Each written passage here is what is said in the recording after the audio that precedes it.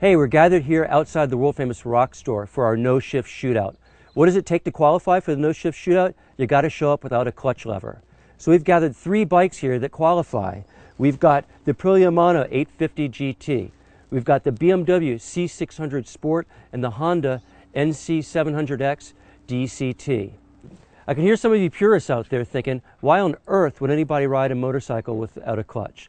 Well, the simple answer is ease of use. There are lots of people out there who have driven nothing but automatic transmissions, and the thought of learning how to master a manual transmission at the same time they learn how to ride a motorcycle is kind of intimidating. So these bikes make it a little easier for you to get into the sport of motorcycling. Yeah, that's right, Evan. So we got the BMW, which has your typical CVT transmission that you see on many other scooters. You just twist the throttle and you take off, and the bike will take care of the rest for you. The different drive ratios are all out of your mind. Don't worry about them. All you got to do is focus on the road ahead. With the Aprilia, you also have a CVT transmission that does similar things. You can twist and go, but it can also give you the option of shifting electronically between 7 different ratios if you'd like, all with the push of a button. So the Honda has a dual clutch transmission, which you might have heard of before on some high-end sports cars when you hear of like paddle shifters and things like that. The Honda here has actual gears in the transmission, and you can just press a button up or down and you can shift either way. You can also put it in full automatic mode. There's 2 of them, drive and sport, and then like these other 2, the Aprilia and the BMW, you can just twist and go and the bike will take care of the whole thing for you. Ease of use comes in more than one form. It's not just about an automatic transmission. Each of these 3 bikes has ample storage area where you can carry extra gear, like your lunch or a backpack or something like that.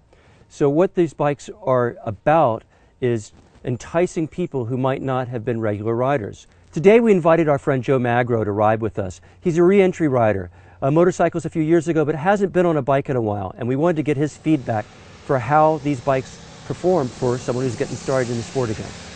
After not riding for a few years and being on a bike and owning a bike in the past, I found it very easy to get up to speed riding without a clutch. It made me focus on the road much better and concentrate on actually riding the bike rather than having to get familiar again with using the clutch. We've still got lots of riding to do to finish testing these bikes to see which one is the best in our no-shift shootout. So let's gear up and get out on the road.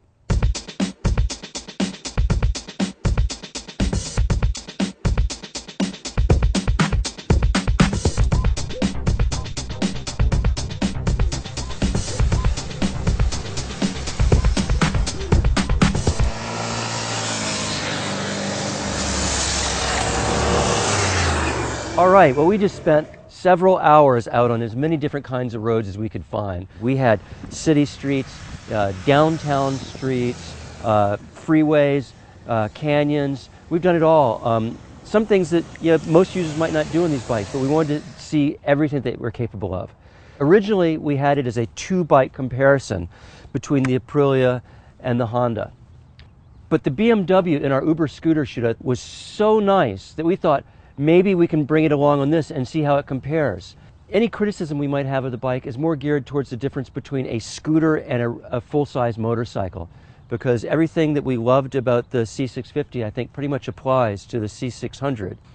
After our day on the road, I think we have pretty much come to a consensus about where these bikes excel and what issues they have. The 2 CVTs ride in the way you would expect a scooter to do. You roll on the throttle. It controls everything seamlessly. There's not a transition from gear to gear like you would get with a traditional gearbox.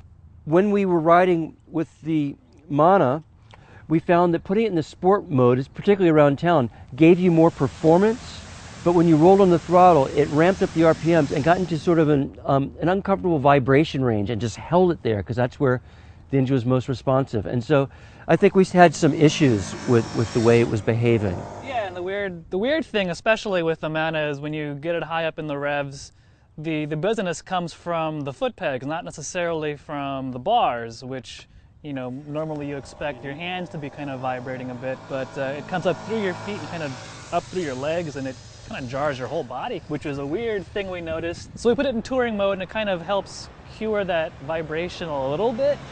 But then you kind of suffer in the performance aspect because the power delivery is a lot tamer than you would get in sport. And with the biggest engine here, you expect to get more power when you ask for it. The CVT in the Mana works like a scooter, which is fine for me if I'm on a scooter. So which is why I didn't mind it so much on the BMW, but on the Aprilia, I was kind of left lacking a bit. Like the Aprilia, the Honda has two modes that you would use in everyday riding.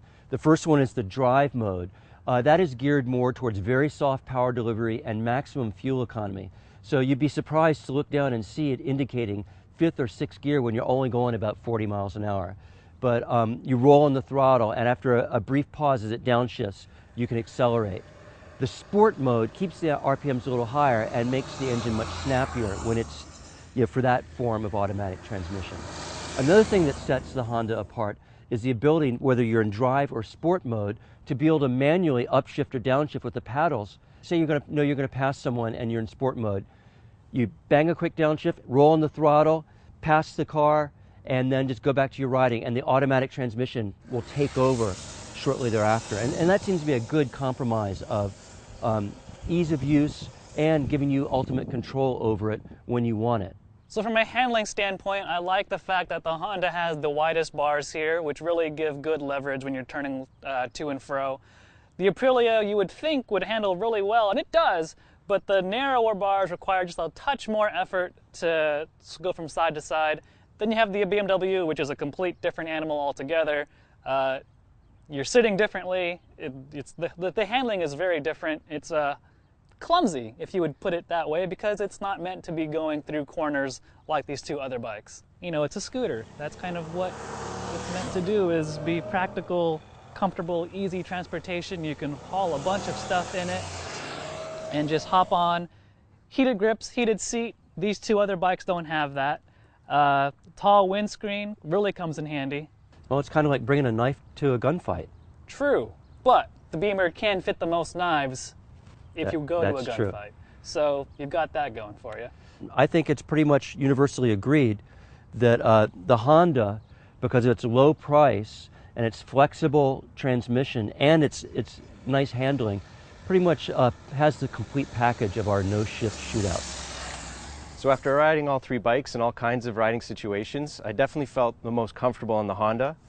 The Honda was definitely more of a full motorcycle riding experience.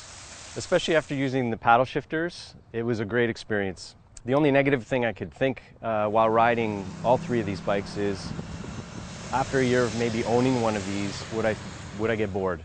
Would I actually miss the clutch and want to actually go out and purchase a bike with a proper clutch? Yeah, for me, I think the Honda is my winner too. When you factor in the price, it's amazing what they can do with such a price point. I could put taller screen and some bags on that Honda and go for a super long ride and ultimate comfort. Between this bunch, I can't see how I could pick anything else.